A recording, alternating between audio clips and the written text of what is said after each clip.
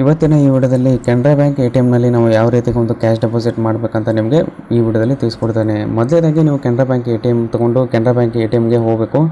ಒಂದು ಪಿನ್ ಕೂಡ ಜನರೇಟ್ ಇರಬೇಕು. ಅದಾದ ನಂತರ ನಿಮ್ಮ ಹತ್ತಿರದ ಒಂದು ಕೆನರಾ ಬ್ಯಾಂಕ್ ಎ.ಟಿ.ಎಂಗೆ ವಿಸಿಟ್ ಮಾಡಿದ ನಂತರ ನಿಮ್ಮ ಒಂದು ಕಾರ್ಡನ್ನು ಇನ್ಸರ್ಟ್ ಮಾಡಿ, ಅದು ಕ್ಯಾಶ್ ಡೆಪಾಸಿಟ್ ಮಷಿನ್ ಇರಬೇಕು ನೋಡ್ಕೊಳ್ಳಿ. ಇಲ್ಲ ಅಂದರೆ ಬ್ರ್ಯಾಂಚ್ನಲ್ಲಿ ನೀವು ಕೇಳ್ಬೋದು. ಅದಾದ ನಂತರ ನಿಮ್ಮ ಲ್ಯಾಂಗ್ವೇಜನ್ನು ಸೆಲೆಕ್ಟ್ ಮಾಡ್ಕೊಳ್ಳಿ.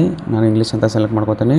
ಅದಾದ ನಂತರ ನಿಮ್ಮ ಒಂದು ಪಿನ್ನನ್ನು ಎಂಟರ್ ಮಾಡಬೇಕಾಗುತ್ತೆ. 4 ಡಿಜಿಟ್ ಪಿನ್ನನ್ನು ಎಂಟರ್ ಮಾಡಿದ ನಂತರ ಇಲ್ಲಿ ಕ್ಯಾಶ್ ಡೆಪಾಸಿಟ್ ಆಪ್ಷನ್ ಅಂತ ಇದೆಯಲ್ಲ, ಸೆಕೆಂಡ್ ಆಪ್ಷನ್ನು, ಅದರ ಮೇಲೆ ಕ್ಲಿಕ್ ಮಾಡಿದ ನಂತರ ಇಲ್ಲಿ ನೀವೇನಾಗುತ್ತೆ ಒಂದು ಕಂಟಿನ್ಯೂ ಮೇಲೆ ಕ್ಲಿಕ್ ಮಾಡಿದ ನಂತರ ಇಲ್ಲಿ ಸೇವಿಂಗ್ಸ್ ಅಂತ ಇದೆಯಲ್ಲ ಅದರ ಮೇಲೆ ಕ್ಲಿಕ್ ಮಾಡಿದ ನಂತರ ಸ್ವಲ್ಪ ಹೊತ್ತು ವೇಟ್ ಮಾಡಬೇಕಾಗುತ್ತೆ. ಅಕೌಂಟ್ ನೇಮು ಮತ್ತು ಅಕೌಂಟ್ ನಂಬರು ಇಲ್ಲಿ ವೆರಿಫೈ ಮಾಡಲಿಕ್ಕೆ ಹೇಳುತ್ತೆ. ಕನ್ಫರ್ಮ್ ಮೇಲೆ ಕ್ಲಿಕ್ ಮಾಡಿದ ನಂತರ ಇಲ್ಲಿ ಡೆಪಾಸಿಟ್ ಅಂತ ಇದೆಯಲ್ಲ ಅದರ ಮೇಲೆ ಕ್ಲಿಕ್ ಮಾಡಿ.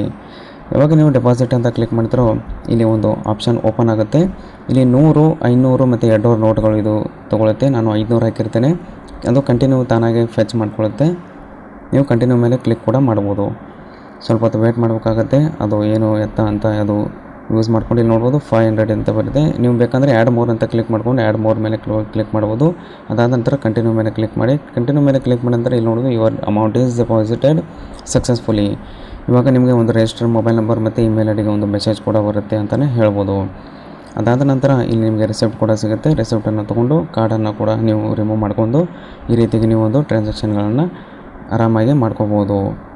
ಕೆನರಾ ಬ್ಯಾಂಕ್ ರಿಲೇಟೆಡ್ ಎಲ್ಲ ವಿಡಿಯೋಗಳ ಲಿಂಕನ್ನು ನಾನು ಡಿಸ್ಕ್ರಿಪ್ಷನ್ ಕೊಟ್ಟಿರ್ತೇನೆ, ಅಲ್ಲಿಂದ ಹೋಗಿ ನೀವು ನೋಡ್ಬೋದು. ನಿಮಗೇನಾದರೂ ಕ್ವೆರೀಸ್ ಇದ್ದರೆ ಕಮೆಂಟ್ ಬಾಕ್ಸ್ನಲ್ಲಿ ತಿಳಿಸಿ, ನಾನು ಖಂಡಿತವಾಗ್ಲೂ ನಿಮಗೆ ರಿಪ್ಲೈ ಮಾಡ್ತೇನೆ. ಮತ್ತೆ ಮುಂದಿನ ವಿಡಿಯೋದಲ್ಲಿ ಸಿಗೋಣ.